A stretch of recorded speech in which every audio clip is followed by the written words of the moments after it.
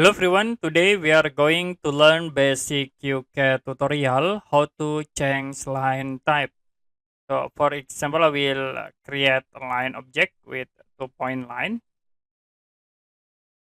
And if you want to change line type from this line object, you can go to properties, click at this tab to show the properties editor.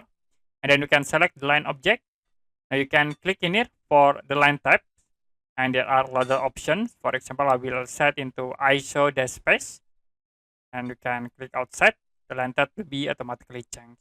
I will select again this line, then go to line type.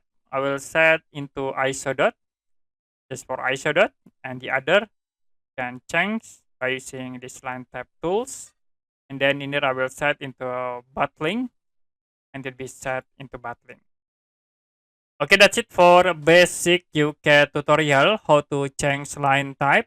If you have any question about tutorial, you can comment below this video.